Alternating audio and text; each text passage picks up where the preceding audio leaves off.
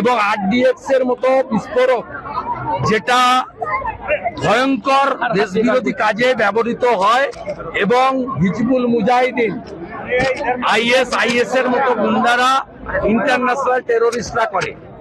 তৃণমূল কংগ্রেসকে ban declare করে terrorist organisation হিসেবে ঘোষণা করার দাবি করছি। তৃণমূল কংগ্রেস এবং সিমি বা পিএফআই এর সঙ্গে কোনো তফাৎ নেই। আজকে প্রমাণ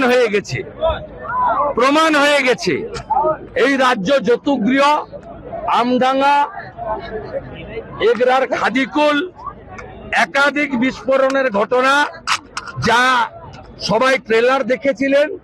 আজকে সন্দেশখালীতে আরডিএক্স এবং ভয়ঙ্কর অত্যাধুনিক অস্ত্র উদ্ধারের মধ্য দিয়ে জনগণ সিনেমা দেখল। Mamata Banerjee sole responsible. মমতা ব্যানার্জিকে গ্রেপ্তার করে তৃণমূলকে জঙ্গি সংগঠন হিসেবে